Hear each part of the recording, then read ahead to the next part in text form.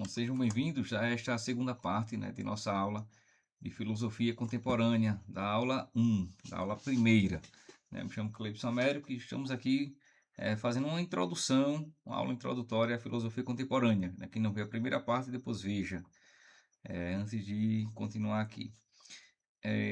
Ainda por falar em termos de estudos de contemporaneidade, eu vou só mostrar aqui algumas referências para vocês, algumas referências de livros, que eu vou estar me baseando para estar preparando os conteúdos, que as aulas. Claro, poderia mostrar diversos. Deixa eu mostrar isso aqui também.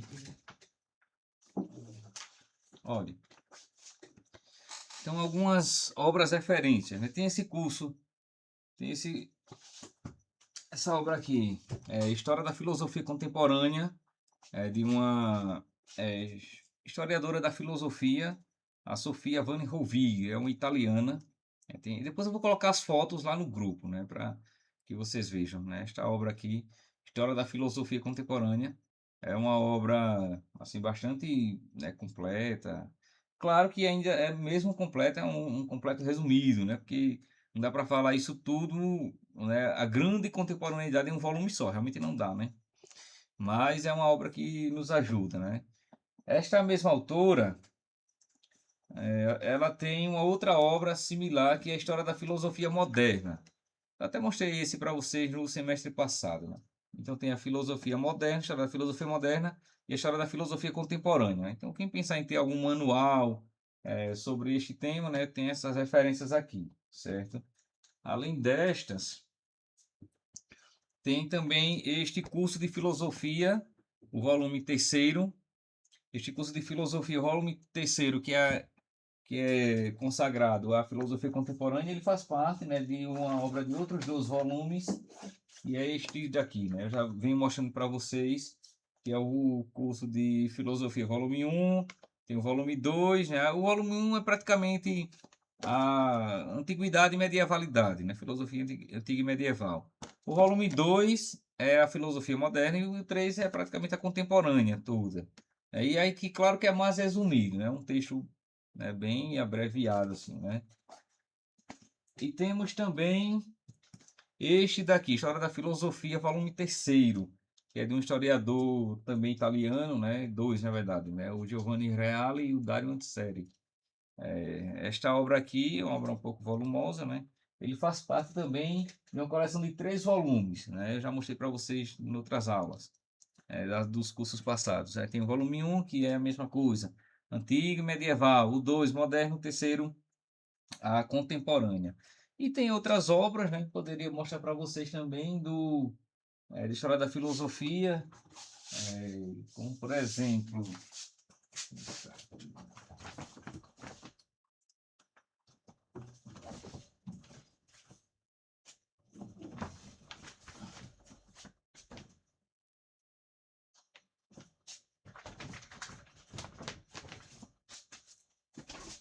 esta coleção aqui, ela na verdade, a coleção completa são 5 volumes, que é uma das maiores histórias da filosofia do mundo, né? Do padre Frederico Pleston, é um padre inglês, né? Foi reitor da Universidade de Londres, inclusive. Os outros 2 volumes é Antiga e Medieval, um outro volume para Moderna e praticamente esses 3 aqui para Contemporânea. Praticamente esses 3 volumes aqui para que é bem mais completo, né? Essa obra é realmente publicada pela Vida Editorial. Então nós temos o volume terceiro, que é do Iluminismo francês a Nietzsche, né? Friedrich Nietzsche. É um negócio realmente bem amplo, sabe? Bem aprofundado nisso. Se a ideia é uma obra de aprofundamento, é essa daqui. Aí temos o volume quarto, que é do utilitarismo até Sartre. Sartre está no século passado, né? Existencialismo. É uma obra também volumosa, né? Cada volume desse é cerca de 1000 páginas, né? Quase 1000 páginas, 900 e poucas páginas cada um deles. E o volume 5, que é a filosofia russa, o positivismo e o existencialismo, né? Então, só para a contemporaneidade, ele escreveu 5, ou melhor, ele escreveu 3 volumes, né? Essa obra, no original inglês, Ela é, eu acho que 9 volumes, 8 ou 9 volumes. Aqui no Brasil foi traduzido, acho que ano retrasado, né? O último volume dele. É recente essa tradução, viu, gente? É 2024. Foi completada a tradução, que é uma obra que já vinha sendo traduzida aos pouquinhos. Como é uma obra muito ampla, foi sendo traduzida aos pouquinhos. E ano retrasado completou-se esta obra aqui de História da Filosofia, né? Uma das maiores do mundo, né? Bom, mas aqui nós vamos estar vendo mais assim resumos, né, sobretudo dessas duas aqui, né? A da História da Filosofia da Sofia van Rovig e esse aqui do Batista Mondin, né? Este volume terceiro, certo? E aqui a Gulavo está mandando também algumas cópias, né, algumas fotos, né, alguns PDFs de textos também sobre esta temática, certo? Bom, para que a gente se situe bem, né, na filosofia contemporânea, e como esta é uma aula introdutória, eu quero fazer apenas uma breve recordação daquela linha do tempo, né, que é bom a gente fazer o rever, porque nos ajuda a nos situarmos bem de qual é o recorte temporal que nós estamos agora tratando, certo, gente? Então, só para recordar, né, vocês já viram isso e alguns já devem saber de cor, que certamente se eu botar na prova hoje, né, isso vocês não teriam a mínima dificuldade em, em falar sobre, né? Não falo em prova, ela fica com medo. Mas a prova aqui, Matheus, é tranquila, viu?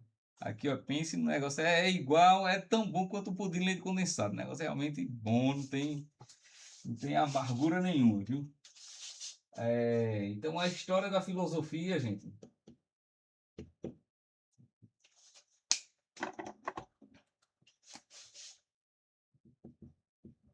a história da filosofia. Nós temos 4 períodos e agora nós vamos estar estudando o 4º período, certo? Então, primeiramente, é a filosofia antiga, depois a filosofia medieval, depois eu estou fazendo essa letra aqui, é o Fi de filosofia, né? Todo mundo lembra, né? É o Fi grego de filosofia, certo? A filosofia moderna. E por último, estamos vendo agora a filosofia contemporânea. Contemporânea. A história da filosofia tem 4 períodos, viu, gente? São 4, né, os períodos já da história da filosofia. É o período antigo, é o período medieval, é o período moderno e o período contemporâneo.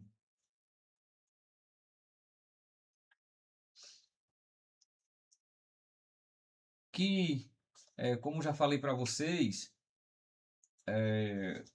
a história da filosofia ela acompanha mais ou menos, né, com algum tipo, né, de aproximação, não caberia aqui a palavra precisão, mas aproximação, com algum tipo de aproximação, a mesma datação que se usa na historiografia.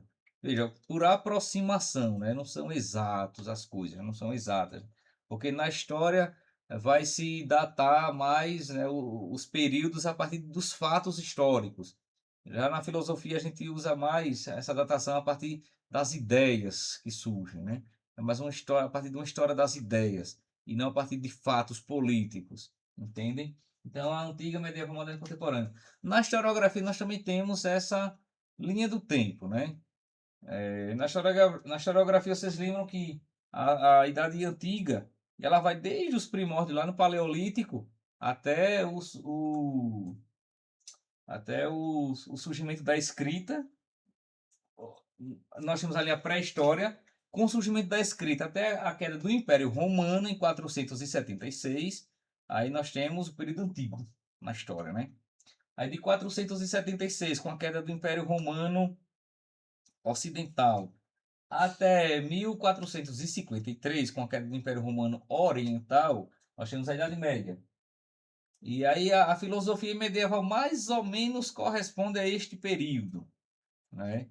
E eu digo mais ou menos porque se para a história o período medieval compreende o século V ao século XV, para a filosofia medieval começa um pouco antes, né? Ali pelo século terceiro, né? Segundo, ou melhor, terceiro, né? De terceiro para frente, ali com São Justino, a gente viu isso na filosofia medieval, né? Com São Justino, né? O primeiro filósofo cristão, e ele é um, um pioneiro ali da filosofia medieval, né? São Justino, que morre ali pelo ano 165, né?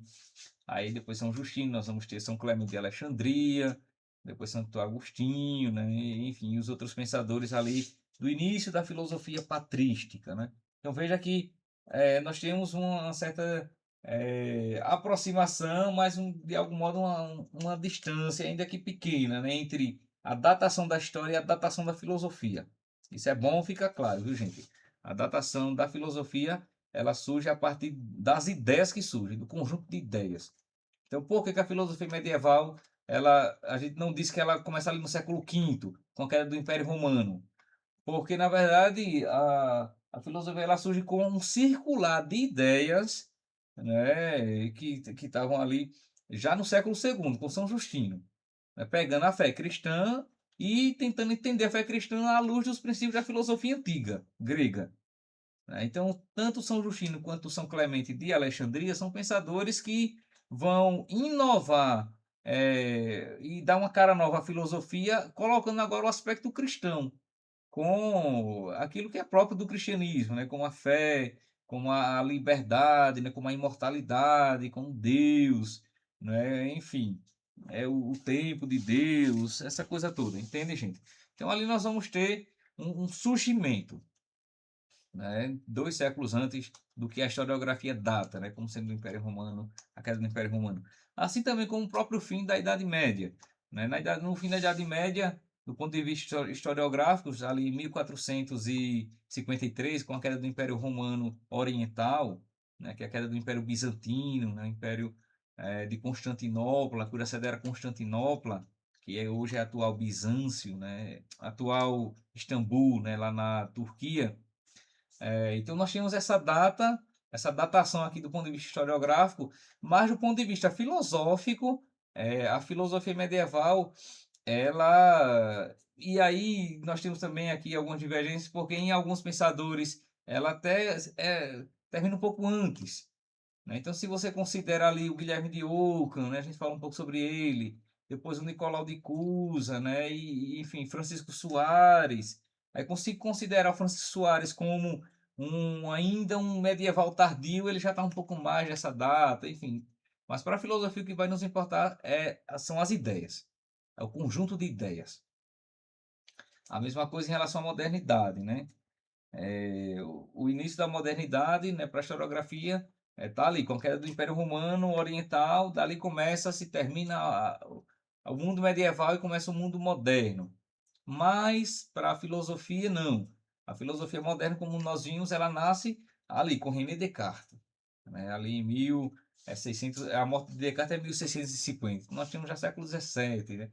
Mas alguns colocam ainda um pouquinho antes, né, do Descartes, né? Ali com aquele fervilhar de ideias do renascimento cultural. Então estamos ali falando do século XVI, né? Enfim, algumas contribuições de cientistas, astrônomos como Galileu, né, como Newton, né, que também estão ali naquele contexto, enfim.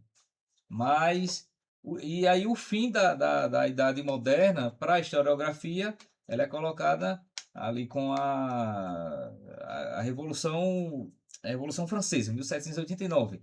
E ali inicia-se mesmo a Idade Contemporânea.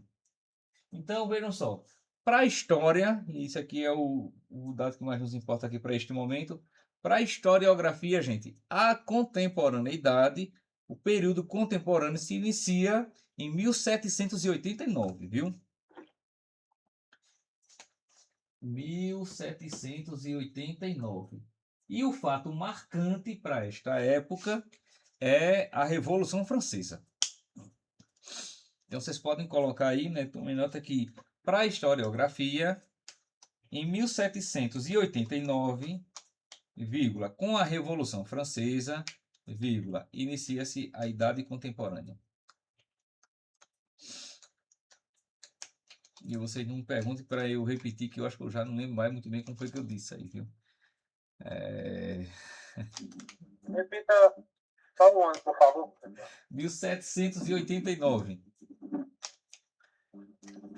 Obrigado. Como foi que eu disse? Para a historiografia, vírgula. Como foi mesmo o resto? A Revolução Francesa é o marco do início da Idade Contemporânea. Isso, vírgula. Com a Revolução Francesa, vírgula. Inicia-se a Idade Contemporânea. Isso.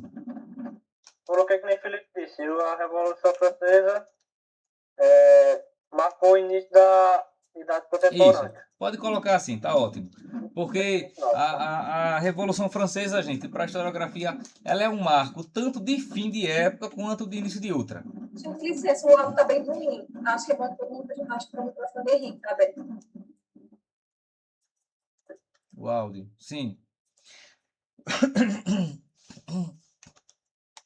Então, a Revolução Francesa, tanto ela marca o fim da Idade Moderna, quanto também marca o início da Contemporânea. Isso para a historiografia, né?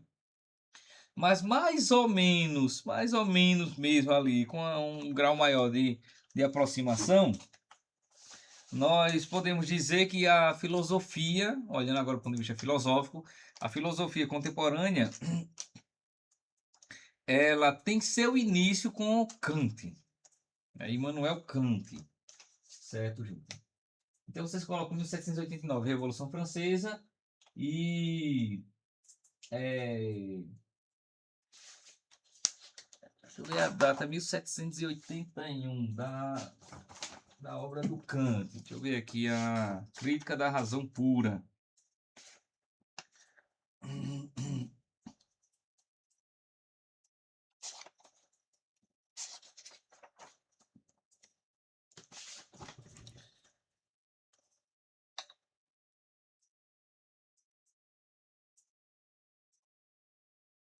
Bom, e a Crítica da Razão Pura é 1781 mesmo. Isso mesmo, que é esta obra aqui, gente. Até mencionei ela brevemente, né, no final da Filosofia Moderna, a Crítica da Razão Pura. É uma das obras bem importantes para falarmos de fim de modernidade e início de contemporaneidade, viu? A Crítica da Razão Pura, do Immanuel Kant.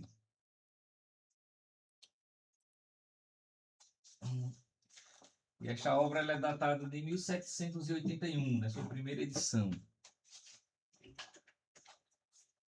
Então veja,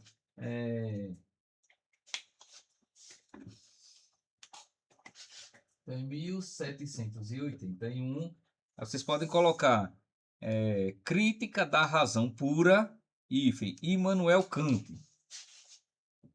E é com 2 M's, viu? Immanuel Kant. Kant, K-A-N-T, Kant.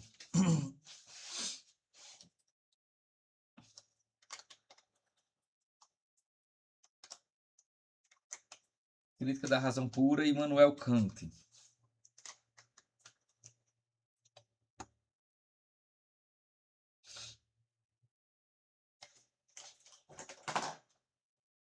Mano, deixa eu repetir aqui, por favor. O ano é 1781.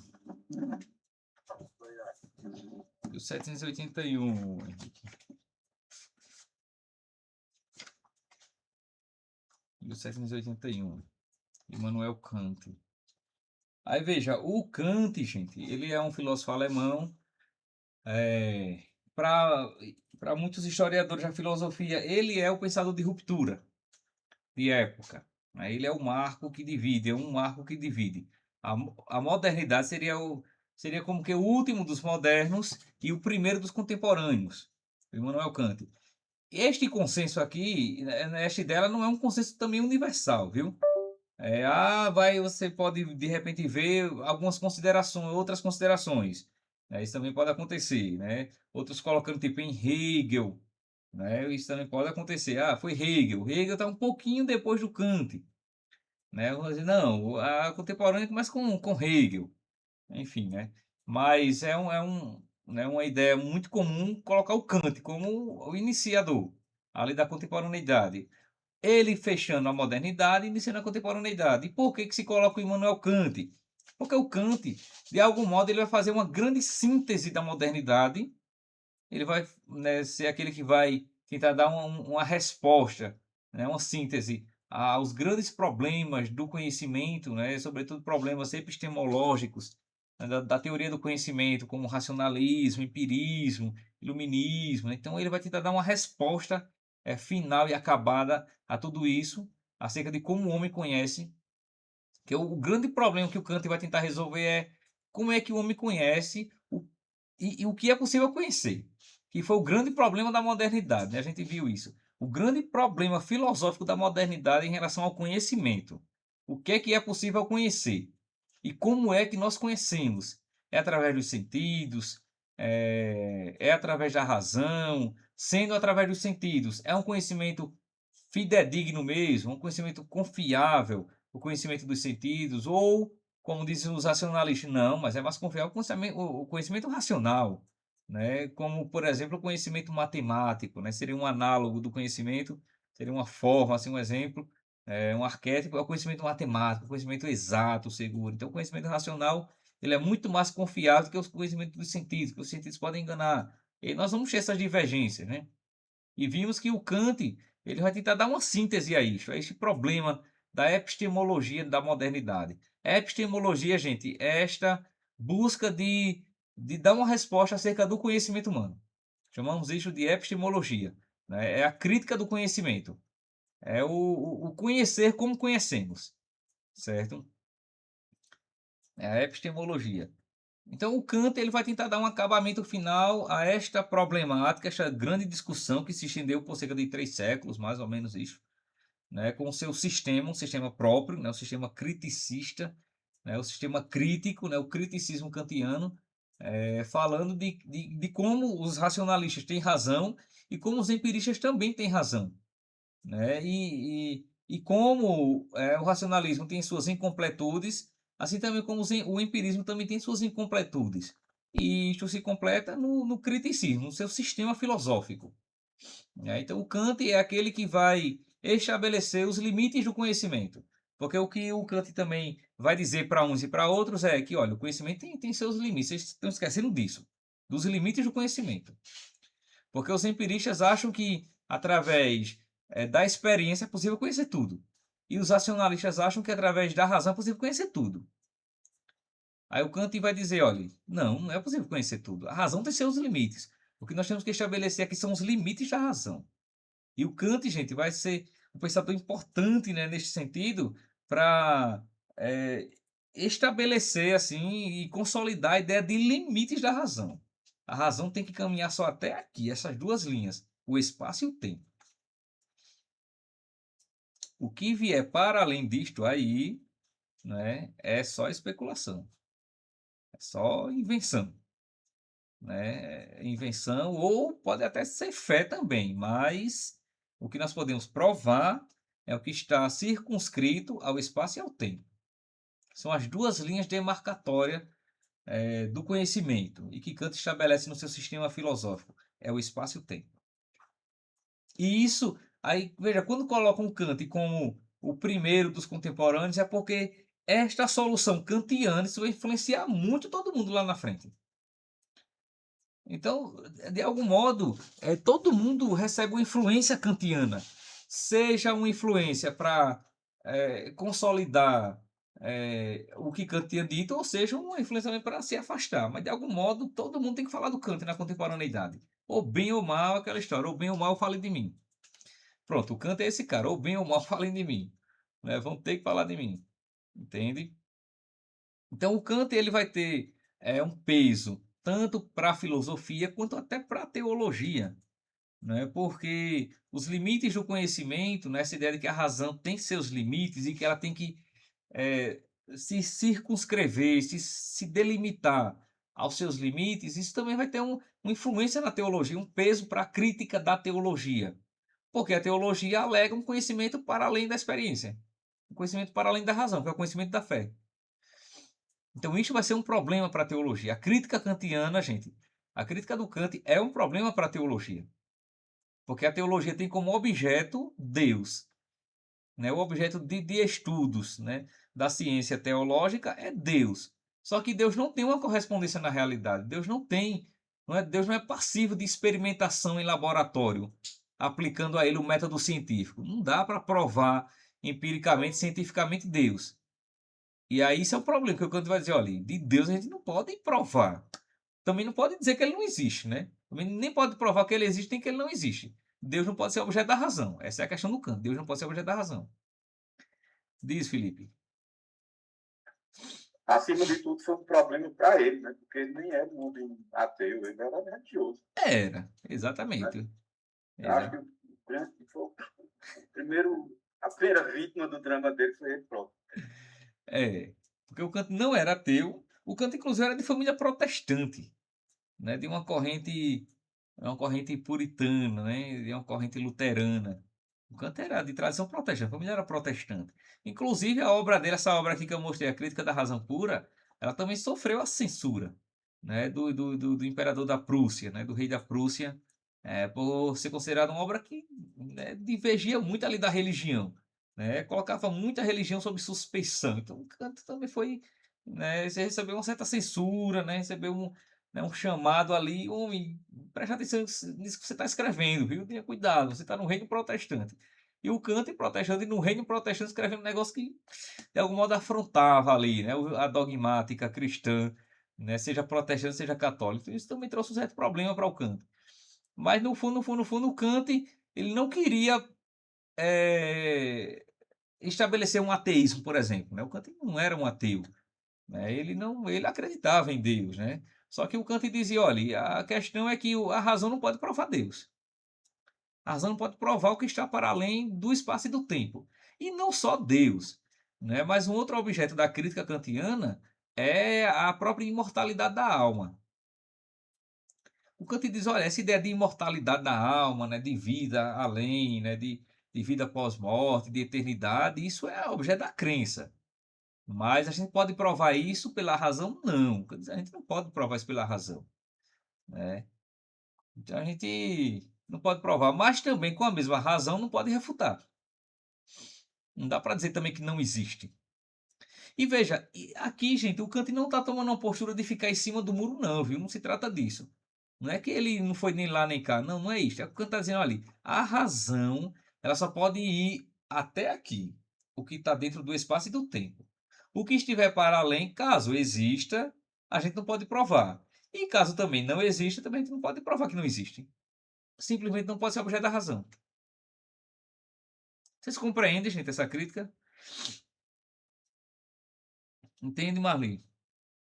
Entende? Assim, não, entende assim a ideia do Kant, né? Não entender assim que tá certo ou tá errado, mas dá para entender a formulação do Kant assim, né? E veja, É porque realmente fica parecendo que ele ficou em cima do muro, né? Dá é, essa ideia realmente, mas não é. não é isso. O Kant ele não tá ali querendo agradar a gregos e a troianos, né? Não é isso, não. Diz, Henrique. Eu acho assim, no meu ver, né, como o Felipe disse, dá pra ver que ele ficou como se ele estivesse em cima do muro, mas eu acho, assim, no meu ver, que é como se ele quisesse apaziguar, assim.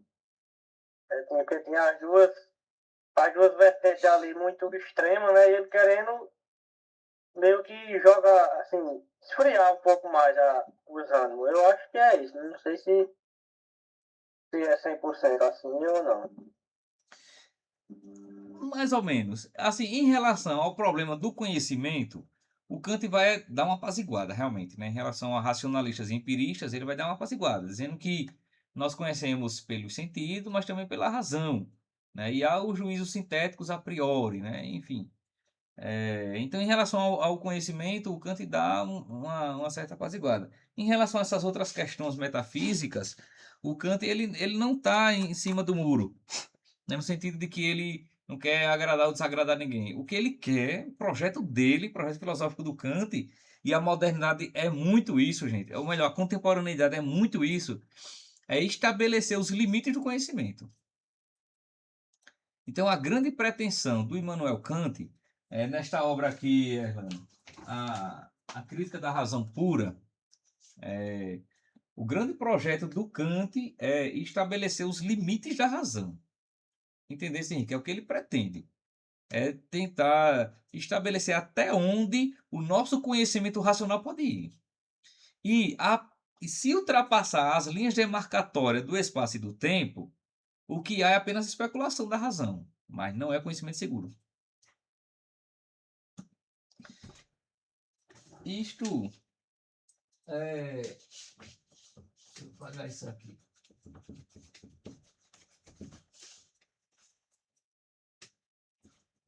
Isso nos traz o seguinte, gente, olha. O Kant...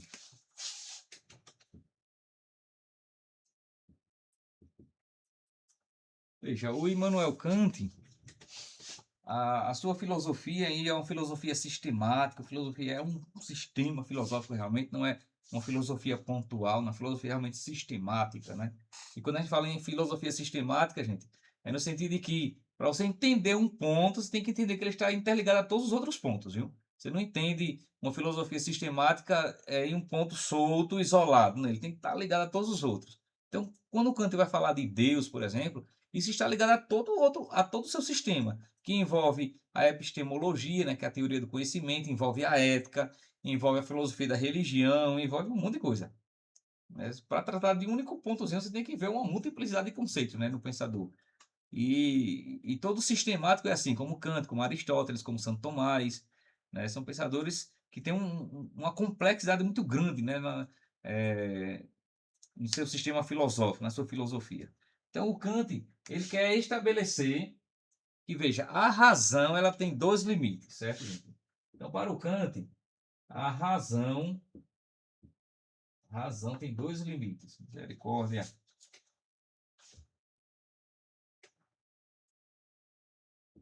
A razão tem dois limites, certo, gente?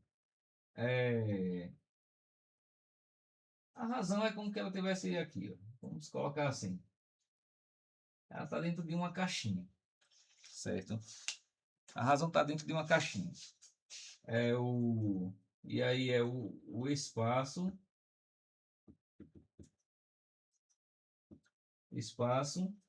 e o tempo. Pronto. A razão está dentro disso aqui.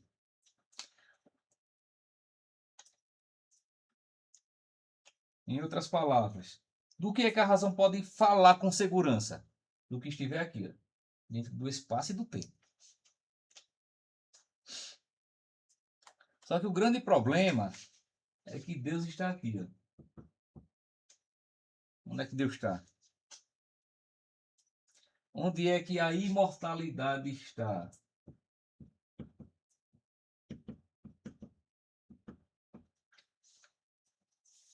Está fora dessa caixinha aí. E isso para citar alguns exemplos, né? Aí isto, gente, a Deus, imortalidade, né? E, enfim, o ser, essas outras coisas, nós chamamos tudo isso de metafísica. Metafísica. A metafísica, em resumo, metafísica é aquilo que trata, não só, obviamente, né? Seria restringido demais, mas é na metafísica, que significa aquilo que está para além da física. Meta significa além. Aqui é na metafísica, isso na filosofia. Na metafísica que nós tratamos de Deus. É na metafísica. Certo? Meta significa além. Além da física. Então, o conhecimento filosófico daquelas realidades que estão para além da física, ou seja, para além do mundo empírico, para além do mundo sensível, não é, do mundo acessível aos nossos sentidos, este conhecimento desses objetos que estão para além nós chamamos de metafísica, certo? Então, como Deus é um objeto, e quando eu falo objeto, não estou falando no sentido de coisa, né? Estou falando de ser, claro, né? Não é no sentido de coisa, não. No sentido de ser é que se torna objeto do conhecimento, certo? Alvo, né? Ponto do conhecimento, certo, gente? É nesse sentido. Então, como Deus, ele é um objeto, né, de conhecimento que está para além da física, para além do mundo físico aqui, a ciência que vai tratar de Deus é a metafísica. A ciência filosófica, né? O ramo filosófico que vai tratar de Deus é sobretudo a metafísica, não exclusivamente a metafísica, mas sobretudo a metafísica. Entende? Não que a metafísica foi criada para tratar de Deus. Não, a metafísica ela é criada para tratar acerca da realidade, do ser das coisas. A metafísica é a ciência do ser, do porquê que as coisas são o que elas são. Né? A metafísica ela surge para tratar da essência das coisas. Né? Por que as coisas têm uma essência? Por que as coisas são identificáveis para o nosso conhecimento? Né? Por que há o ser ao invés do nada? Por que há a realidade, há o tudo ao invés do nada? Isso são perguntas metafísicas. Né? Quando nós nos perguntamos aqui assim, não era necessário que nada existisse, mas por que tudo existe ao invés do nada? Isso é uma pergunta metafísica, gente. Né? E qual é a causa de tudo que está aí? Essa pergunta pela causa é uma pergunta eminentemente metafísica. E é esta pergunta pela causa de tudo que leva a Deus. Então a metafísica ela vai tratar de Deus só lá na frente, viu? A metafísica ela não trata primeiramente de Deus. Ela chega até Deus, até o conhecimento de Deus, quando se pergunta pelo conhecimento do mundo. É perguntando-se por que as coisas existem, qual é a essência das coisas, o que significa existir, o que é a própria existência e, sobretudo, qual é a causa do ser, qual é a causa da existência. É nessa pergunta pela causa que chegamos a uma possível resposta, que é a causa primeira de tudo. E esta causa primeira de tudo é Deus. E isto é o que diz Aristóteles, é o que diz Santo Tomás e outros tantos pensadores, entende? Então veja, o conhecimento metafísico, que é este conhecimento que trata acerca das causas primeiras de tudo, que em resumo, gente, a gente pode, né, sintetizar assim: a metafísica trata das causas primeiras de tudo. Né? Se você quiser colocar assim em uma frase, né? A metafísica ela trata das causas primeiras de tudo. Pronto, é isso que a metafísica trata. E é nesta busca das causas primeiras de tudo que ela chega até Deus, como sendo uma possível resposta para as causas primeiras de tudo.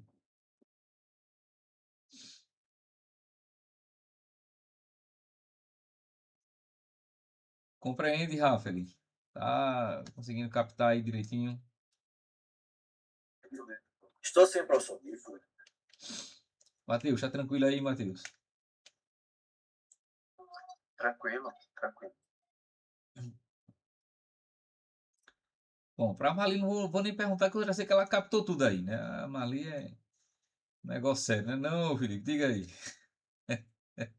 Ela já fez os cálculos dela aí na mente, né? A Mali é da matemática, ela já calculou tudo aí, já está tudo certo. Né? Os axiomas, já está tudo pronto aí, então não tem dificuldade. Aí veja, a metafísica, gente, como o ramo, né, a ciência que trata das causas primeiras de tudo, né, que, enfim, está buscando as coisas que chega até Deus, ela produz um tipo de conhecimento que parte do mundo sensível, quando se pergunta pelas causas de tudo, é a parte da observação das coisas, e é nesta especulação acerca da origem das coisas que chega a um conhecimento de Deus, certo? Só que esta busca metafísica, essa busca do conhecimento, né, das causas de tudo, enfim, o conhecimento metafísico é o conhecimento que está para além do espaço do tempo. Ela chega a esses níveis altos do conhecimento. Entende? É por isso que sempre chamou-se, na tradição filosófica, a metafísica de a rainha das ciências. Ou Aristóteles também chamava, gente, a metafísica de filosofia primeira. Era um nome realmente, né, muito interessante que Aristóteles dava para a metafísica. Que na obra mesmo, metafísica, é o termo que ele usa, filosofia primeira. Nesta obra aqui, viu, gente? É a obra do Aristóteles sobre a metafísica, esta obra aqui, né? Tem essa tradução aqui, né, do Giovanni Reale, Metafísica. Inclusive essa aqui ela é bilíngue, ela é grego-português, né? Da editora Loyola. É aqui que o Aristóteles fala do o que é a metafísica, né? E a especulação acerca da metafísica, ela chega a um nível altíssimo de conhecimento, negócio realmente assim, fora do comum, né? Ao se perguntar pela origem das coisas que nós vemos no dia a dia, pela realidade natural, pelo ser das coisas, pela essência, pela substância das coisas, chega-se em última instância a uma causa primeira de tudo, uma causa incausada. e esta causa incausada, este princípio sem princípio de tudo, é Deus. Só que isso para o Kant vai ser um problema.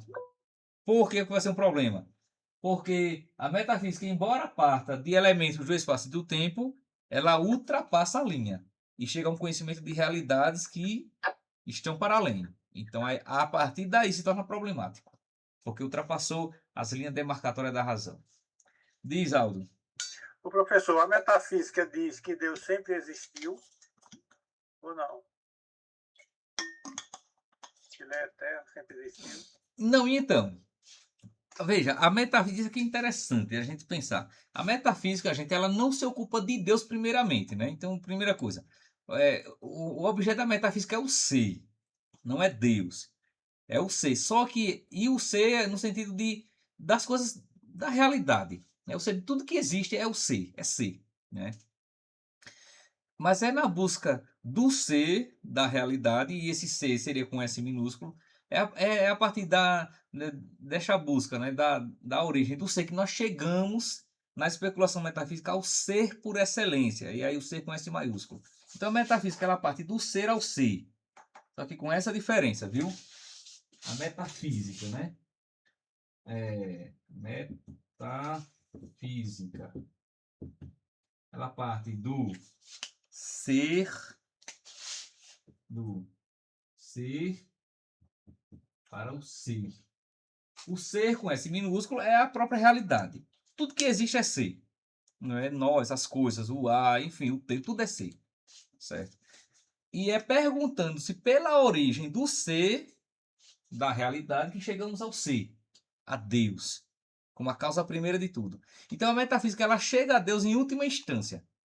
Porque como ela está procurando uma resposta que seja o porquê da realidade ser o que ela é e não outra coisa, que chega a ser a Deus, entende, Aldo? Então a metafísica ela não pode ser confundida com a teologia, porque veja, a teologia ela já parte da ideia de Deus, de um Deus revelado. Então, na verdade, o conhecimento teológico ele parte de cima para baixo, é de Deus para o homem. O conhecimento metafísico parte do homem para Deus, parte da busca da realidade para Deus. Então é de baixo para cima. São caminhos diversos. Compreendem, gente?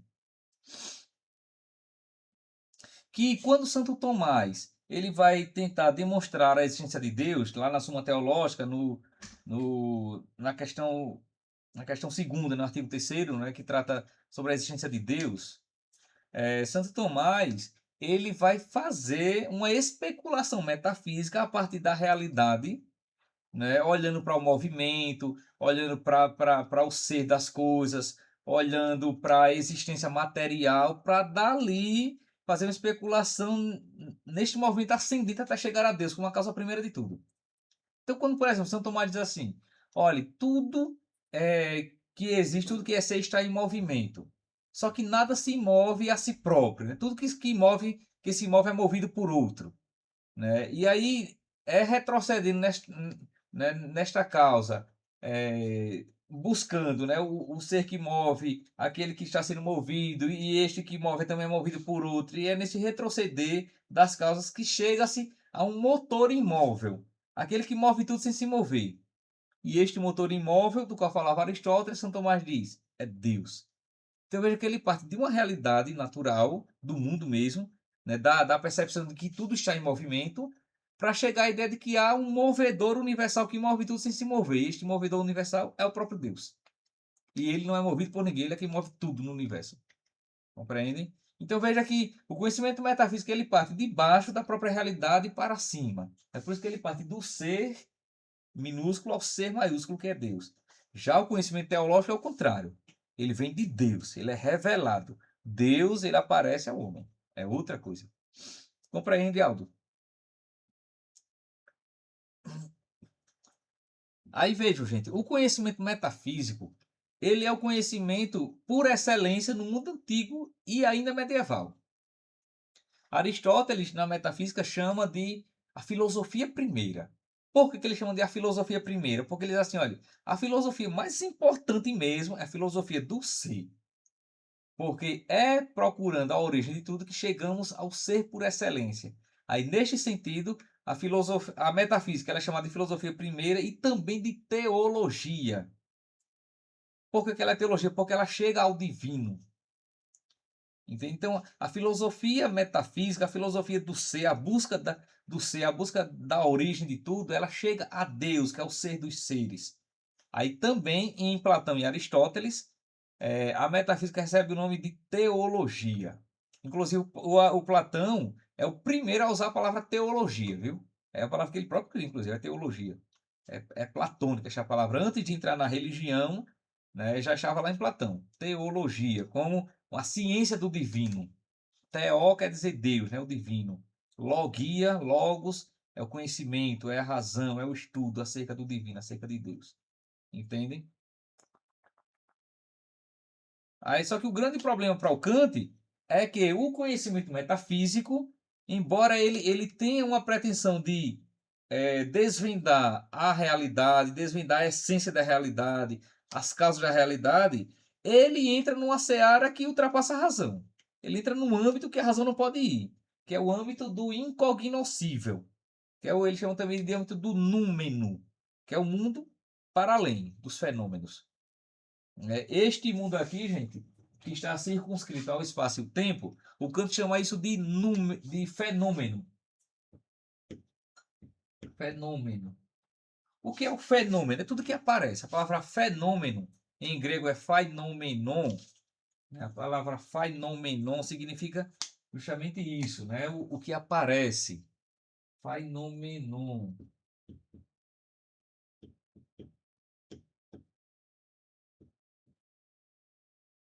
Phainommenon em grego significa aquilo que aparece aos sentidos. Então, o mundo, a realidade acessível à razão, é o mundo fenomênico. É o mundo dos fenômenos. Alguém te diz, olha, qual é o conhecimento seguro que a razão pode ter? É o conhecimento fenomênico. Ou seja, é o conhecimento que está dentro do espaço do tempo. O que a gente pode ter acesso de algum modo. Pronto. O conhecimento fenomênico é o conhecimento do qual a razão ela tem propriedade, ela tem segurança e confiabilidade em falar, em tentar demonstrar, enfim.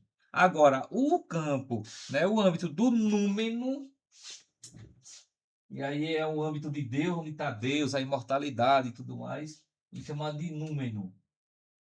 Noúmeno. Às vezes se escreve noúmeno ou númeno mesmo, enfim. Tanto faz, você encontra ele de diversas formas. Noumeno, noúmeno.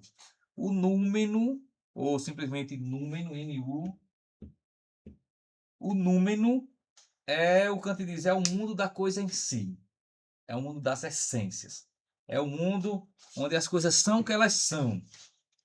Só que o mundo do númeno, este mundo das essências perfeitas, mais ou menos do que falava Platão lá no mundo das ideias, este mundo não é acessível à razão. O que nós temos acesso é o mundo dos fenômenos, das coisas que nos aparecem. Agora, o mundo de como as coisas são em si mesmas, lá, este mundo, a razão pode até se questionar, mas ela não pode provar nada disso. Aí vejam, gente, o Kant, ele diz uma coisa bem interessante, né? Aqui no prefácio à crítica da razão pura, eles, olha, as perguntas acerca do númeno, acerca da metafísica, acerca do conhecimento metafísico, acerca da causa primeira de tudo, são perguntas legítimas. São perguntas que naturalmente a razão se faz, porque a gente quer saber. É natural que a gente se faça perguntas sobre a causa de tudo. E nesta especulação pelas causas que nós cheguemos a um ser supremo, que seja a explicação de tudo. É normal que nós nos questionemos acerca disso. Né? Porque quando nós vamos retroceder nas causas que causaram outros, nós chegamos a uma causa, tem que chegar necessariamente a uma causa primeira de tudo. Não dá para ficar numa série infinita, né? De quem causou o quê, que causou o quê, que causou o quê. Tem que chegar a uma causa primeira de tudo. Então, a especulação, a busca, né, a pergunta que a razão se faz é normal. O Kant diz. Agora, o problema começa quando ela quer dar respostas que ultrapassam os seus limites. Aí é o problema.